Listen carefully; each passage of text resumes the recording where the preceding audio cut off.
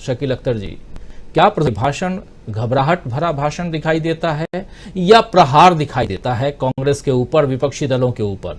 क्योंकि सबकी नजरें टिकी हुई थी पटना पे, और पटना को लेकर के जैसे ही पटना में मीटिंग खत्म हुई उसके बाद से आप याद कीजिए कि तमाम बीजेपी के नेता निकल के आए और अपने अपने ढंग से अपनी बात रख रहे थे। लेकिन आज एक घोटालों की जब बात हो रही थी तो शरद पवार ने भी कहा है कि गलत बात यहां कह रहे थे। घोटालों का जो जिक्र उन्होंने किया है प्रधानमंत्री ने, उसमें 2G घोटाले का जिक्र भी किया है, उसमें शरद पवार के घोटाले का जिक्र भी किया है। शरद पवार ने भी कहा है कि वो गलत बोल रहे हैं। 2G के मामले में जहां तक है कि ऑलरेडी कोर्ट कह चुका है कि ऐसा कुछ घोटाला था नहीं।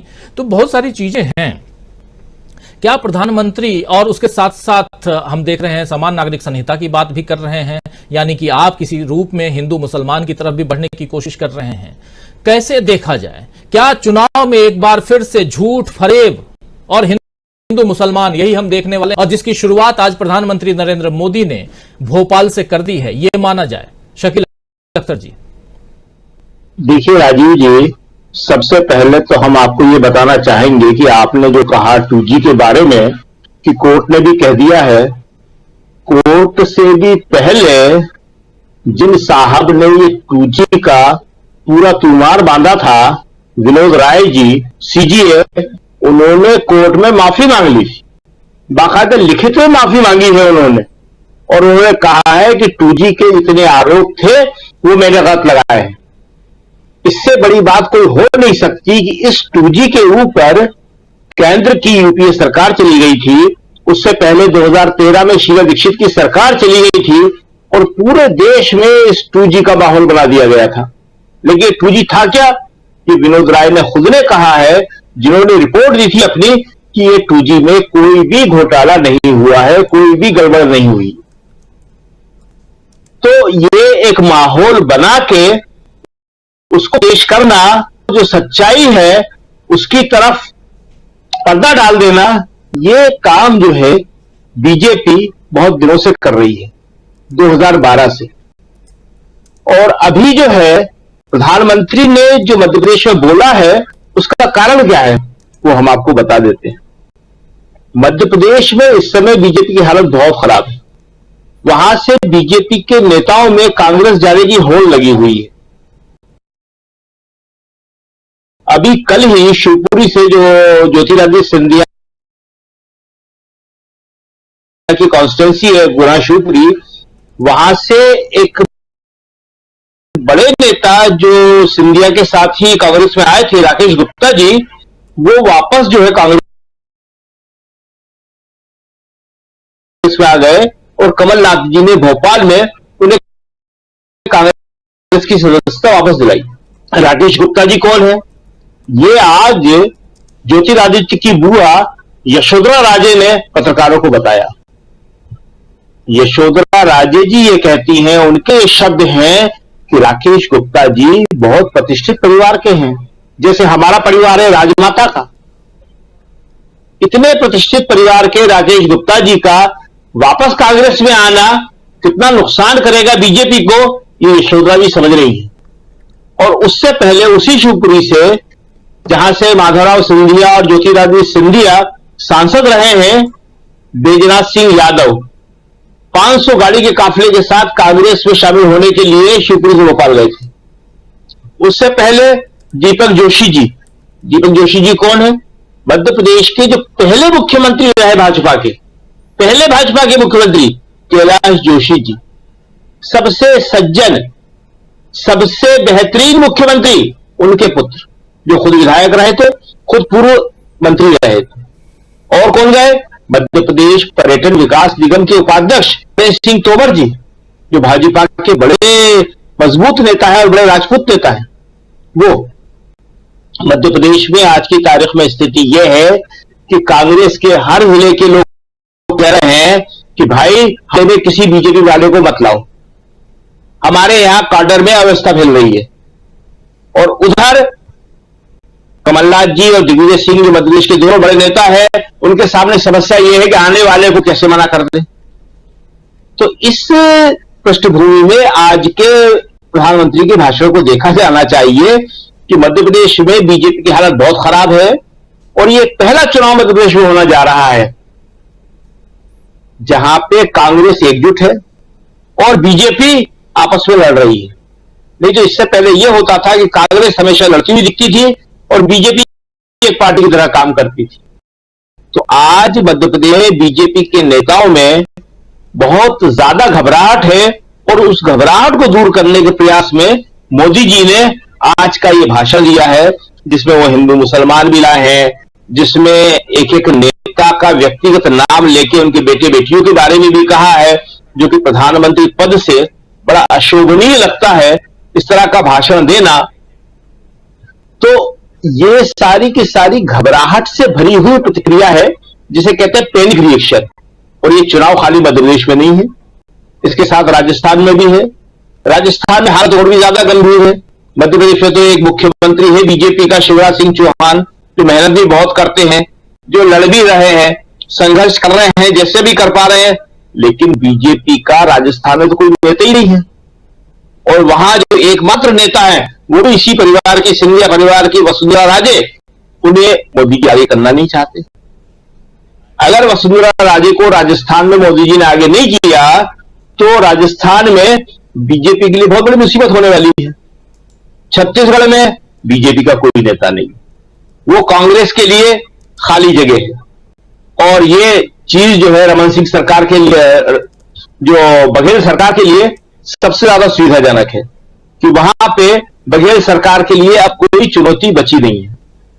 और तेलंगाना जो चौथे राज्य में चुनाव होना है, वहां आपने देखा ही कि कितने सारे नेता एक साथ जो है प्यार की पार्टी से कांग्रेस में ज्वाइन किया है। वहां भाजपा का वैसे भी कोई दांव नहीं है, केवल ले दे के वहां ओवैसी साहब है जो भाजपा के समर्थक है, जो विपक्षी एकता पे भी सवाल कर रहे थे कि मुझे क्यों नहीं बुलाया, जो लगातार बीजेपी के साथ मिलकर काम कर रहे हैं। यूपी में आके चुनाव लड़ लेते हैं, बिहार में जाके चुनाव लड़ लेते हैं, जो राहुल गांधी का मजाक उड़ाने तक की उसमें चले जाते हैं।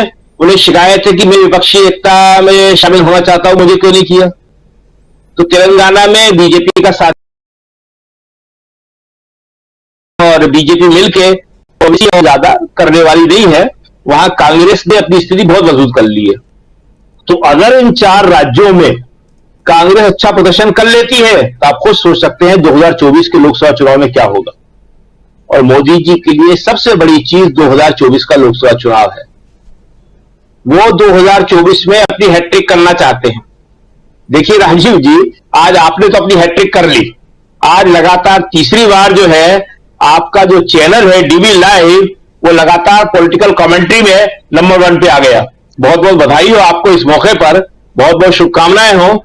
लेकिन मोदी जी जो 2024 में अपनी हैट्रिक करना चाहते हैं 2014-2019 के बाद, वो अब बहुत मुश्किल लग रही है। और उसका कारण जो अभी आप बता रहे थे वही है पटना की विपक्षी एकता की मीटिंग, जो इतनी ज्यादा सफल हो गई कि इसकी उम्मीद कांग्रेस को भी नहीं थी।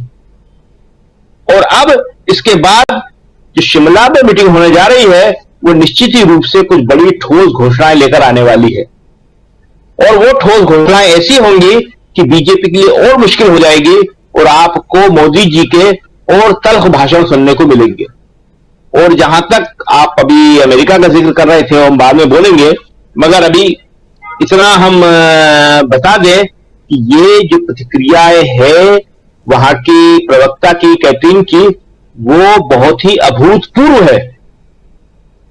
जो पहले इस तरह की प्रतिक्रिया कभी नहीं आई है।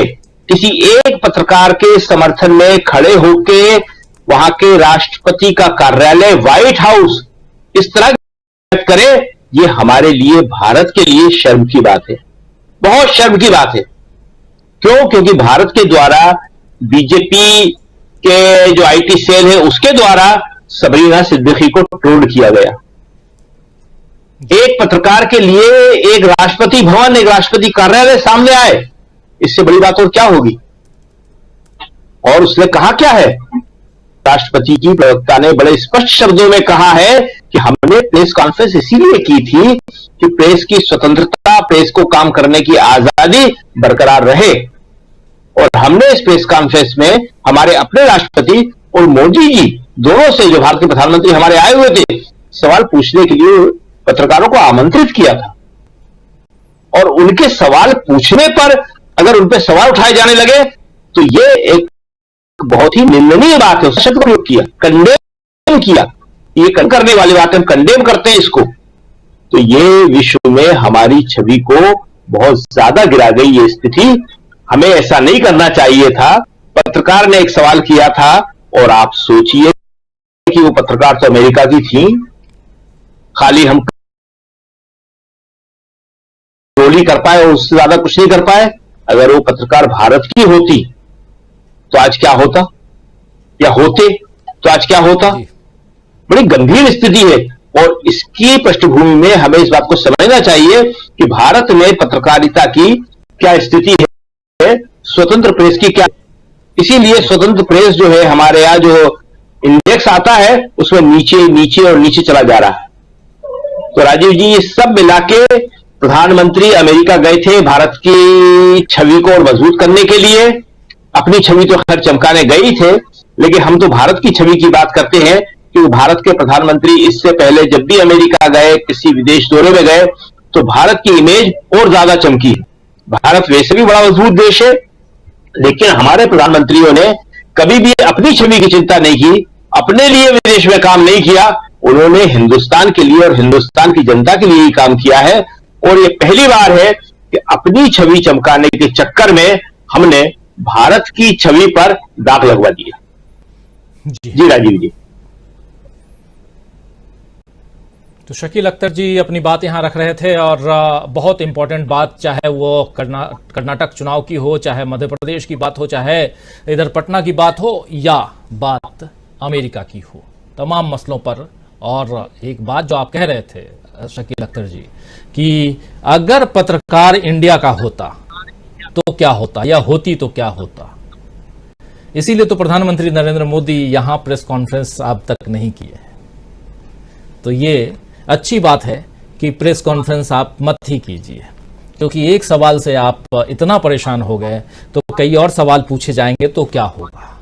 लेकिन ये लोकतंत्र के लिए अच्छा नहीं है, शुभ संकेत नहीं है।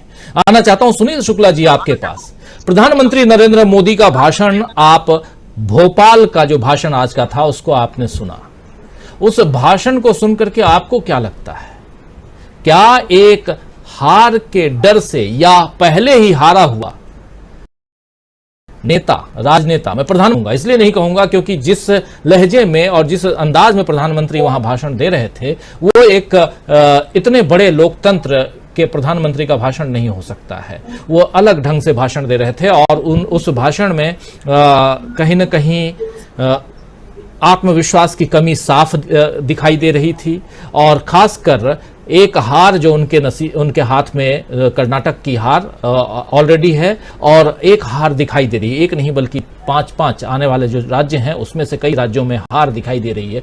कैसे आप देखते हैं? और क्या अगर चुनाव दर चुनाव ऐसे ही बढ़े, चुनाव दर चुनाव न कहें लेकिन चुनाव की तरफ बढ़ते हुए दिन ब दिन अगर ऐसे ही आगे